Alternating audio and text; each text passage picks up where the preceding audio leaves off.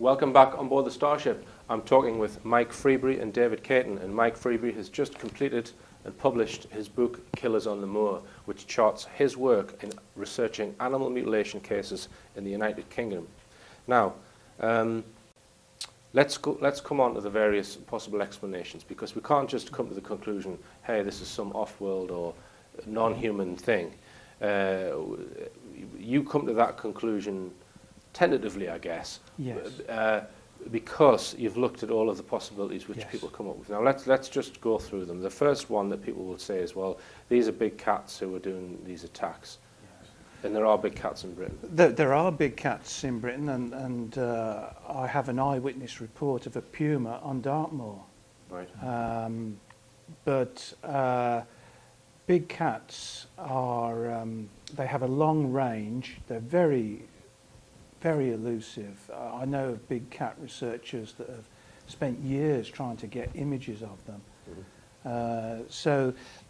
You mentioned a book, Mike. What was that? Yes, book? there's an excellent book by a gentleman called Nigel Prairie, and I recommend anybody to read that book who's interested in big cats, because he gives an awful lot of information, and he also tells us how these big cats eat, which is specific. They eat through the shoulder, they draw the flesh out, they exsanguinate the victims because they drink the blood. Yes.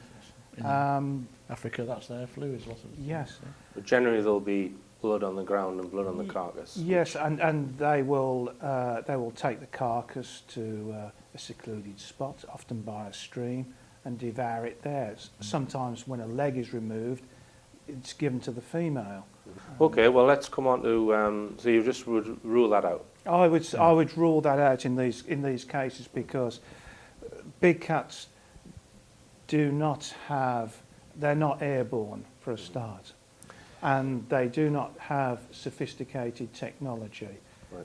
Yes, they can kill a sheep fairly quickly, but I can tell you a big cat is not going to do a rectal core on a mouse or a badger. Mm-hmm. And you said, you know, big cats can't fly, so you believe that a lot of these animals are being dropped from a height because of the injuries to the bones? I believe in some cases they're being dropped to considerable distance, but in other cases I think there's just a general indifference from the perpetrators mm-hmm. of these attacks. Mm. Once they've killed the animals and done whatever they needed to do to them, mm-hmm. I think they just dump the bodies. When you say done whatever they need to do, that involves taking things, usually, yes. which is blood and soft tissue organs sometimes, yes. but sometimes it's other. I mean, you expand on that, David. What do they generally take and what do they generally leave behind? Well, apart from the tongue we mentioned, they will take many internal organs, sometimes the whole lot, so the carcass is empty.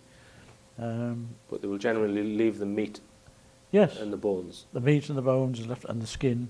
Mm-hmm. The hide is usually, it's penetrated obviously and disrupted to get to the internal organs. But I mean. And there's evidence from some animals that have had pathology reports done on them that blood's been completely removed. Yes, that's very common. Very common. Right. Not in every case, but I would say 9 out of 10 times.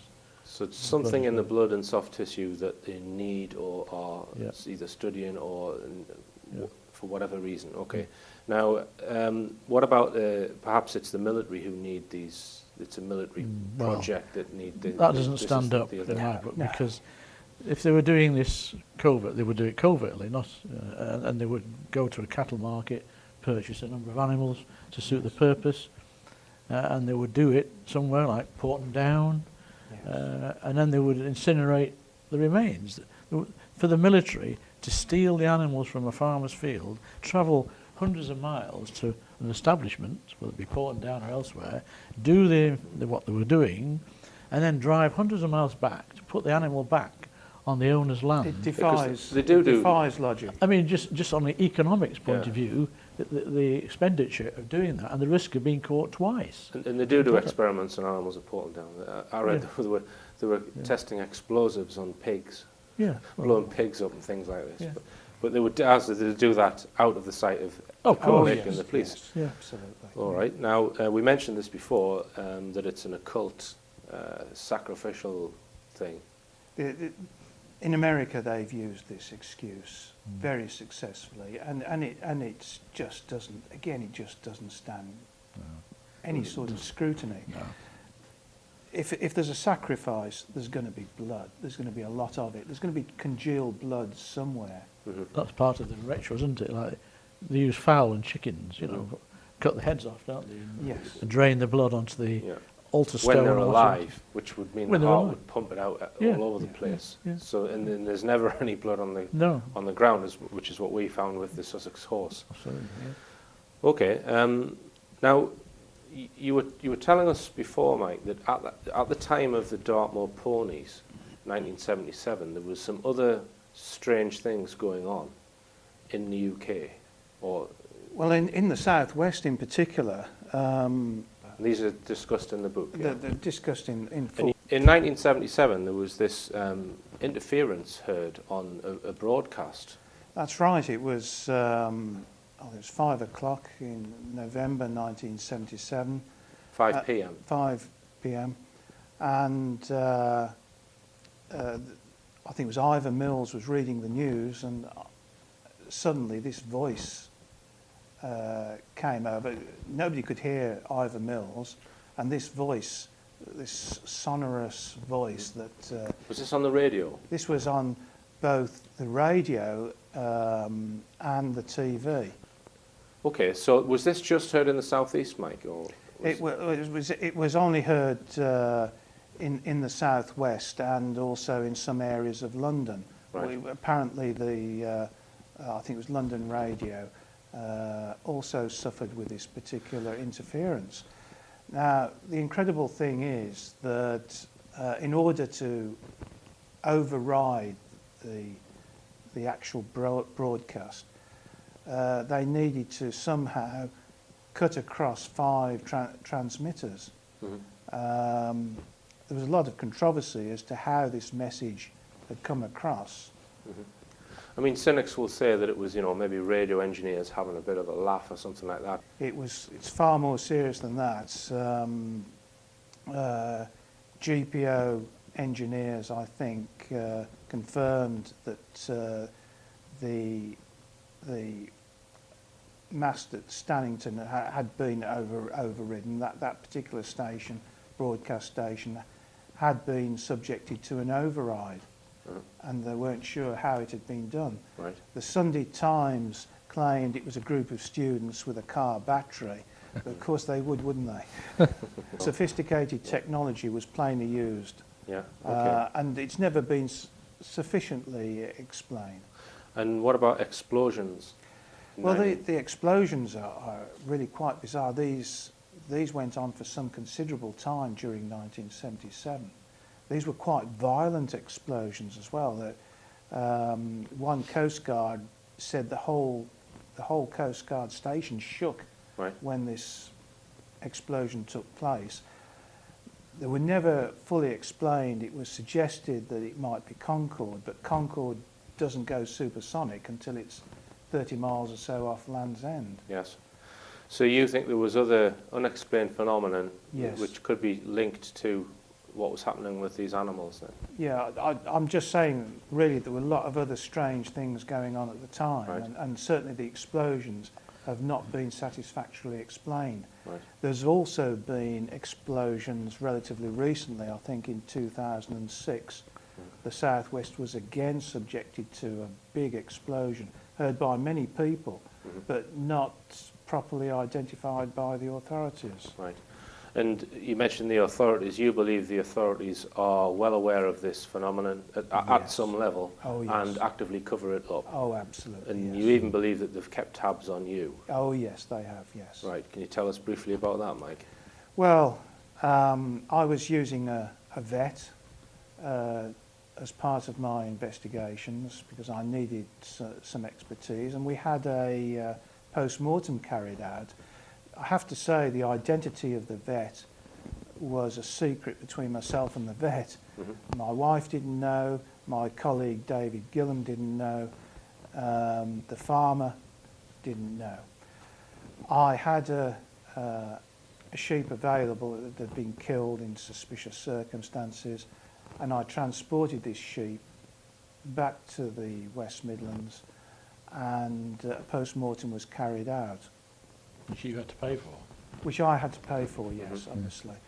And it revealed some interesting things about this particular attack, that there'd been a rectal core done on the animal, the anal sphincter had been removed, and that the tongue Which is had been another removed. very common thing. Yes, another very common symptom of these attacks. So the actual report that was given to me by the vet, I told her not to post it. I said that I would collect it, which I did, and I only actually contacted the vet on my mobile. No landlines were used. So I felt fairly secure that the vet's identity would be known only to me. A week or so after that, I was contacted by the vet, who said that they'd in turn been contacted by the environmental health officer, who demanded not only details about me, but also demanded a copy of the post-mortem report. Right. And that he had been requested to do this. So the only way they could have found out who the vet was by tapping getting your phone records. I couldn't understand how they'd found out the identity of the vet, because I did say to the vet, well, do you have to report these to any other third party or any government? He said, absolutely no. And they had never experienced this before, so they took legal advice as to whether they should disclose your details. My details or the post-mortem details to the environmental health officer. And the legal opinion was that yes, they had a duty to do so. And I think this is quite interesting, because today is the last we have a current scandal ongoing with the news of the world about phone hacking and about phone hacking, and here's an instance of it being done by a government department. Yeah, sure. And I mean, there's a whole load of information which shows that there is a government cover-up. You know, for example, the letters that Professor Tony Fremont was getting, trying to warn him off carrying out this research or helping your group. There was phone calls that you have had. You know, I did a whole talk on the fact that there's a cover-up involved here. So I don't think that's not in dispute. That at some level there are people who know what this phenomenon.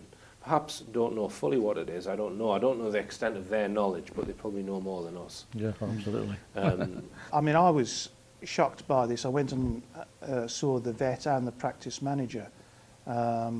And asked them whether there was any chance of any leak from there, and they said absolutely not. You know, because they take their responsibilities seriously about confidentiality, etc. So I would contact the environmental health officer and ask him outright, you know, what's all this about? You know, how did he get the information? He told me, quite incredibly, that the request had actually come from the Regional Ministry of Vet based in Stafford, and that they in turn, because he said it had all been done by email, they in turn had been notified by Lea Hurst, and he didn't know what Lea Hurst was. Right. But Lea Hurst is Lea Hurst campus near Liverpool. It's the main animal disease surveillance centre for the UK. She's part of Liverpool University. Liverpool University. Yeah. So the instruction had actually come from DEFRA, pretty well near the top of DEFRA. Right. And it was from that organisation that Tony Fremont, Professor Fremont, pathologist who was assisting me in the late 1990s, he confided to me about 12 months ago that he'd had this warning telephone call, I think it was a phone call, but he wasn't sure the source, but it was after I'd spent 3 hours with Professor Donald Kelly at Liverpool University, a veterinary pathologist, who was anxious to talk to me, having seen adverts in the farming press for our appeals. Yeah. And Tony was given the warning off via Professor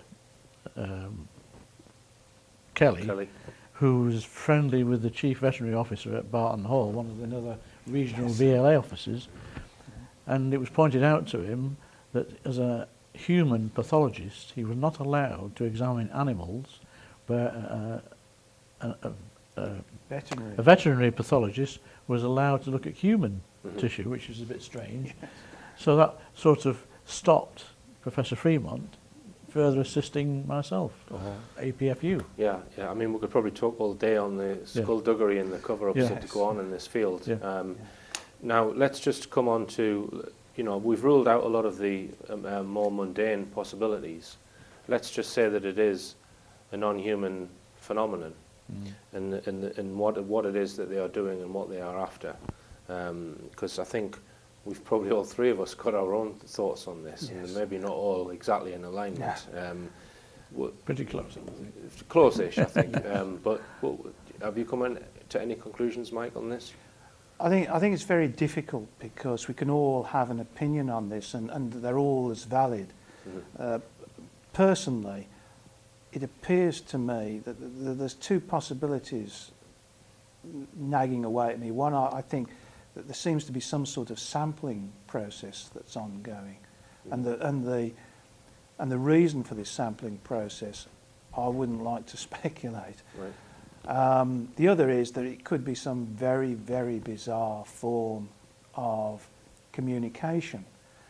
The problem we've got is that we can't apply human logic to what might be alien logic.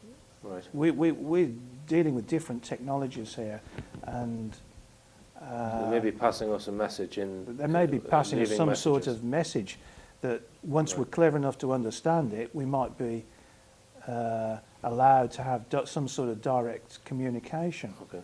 And about yourself, David? Well, I think that's a secondary issue. I think there's more than one agency of non-terrestrial origin who have got different agendas that may overlap in terms of which sort of tissues they take and the blood. Yeah. So they've got various programs going, and these guys might not even be known to each other, or they might be collaborating, who knows. And they're at different stages of development and advancement. Yeah. And we are just mere pawns. The animals are mere pawns in the exercises and the programs that they're running, and have run for a very long time, because these mutilations go back at least to the turn of the century. It's been recorded, and probably further than that. So it's a long-term project which they don't want to let go lightly, I suspect. So. One of my favourite theories is that they're growing antibodies or some other agent in the blood and soft tissue organs. So they then take those things, and they then have a purpose for them, which I think could be linked to the human abduction program. I think they might be being used to protect abductees with those things that they're manufacturing inside animals. Now, that's just a theory. Could be right. Okay. Now, just to touch on the Sussex horse case before we wrap up, that David and I went down to film. We're still awaiting the post-mortem report for that, David, aren't we? Yes. Another case of trying to get blood out of a stone, to coin the phrase. Well, I rang where it was done was the Royal Veterinary College at Potter's Bar, and we were en route to following the horse trailer to be attending the post-mortem with the permission of the horse owner, who wrote us a permission thing. And time ran out due to traffic problems and time of the day, and they couldn't do it till the following day, which they were probably thinking, thank goodness for that, we were not present. Now, the police were the client. They funded it.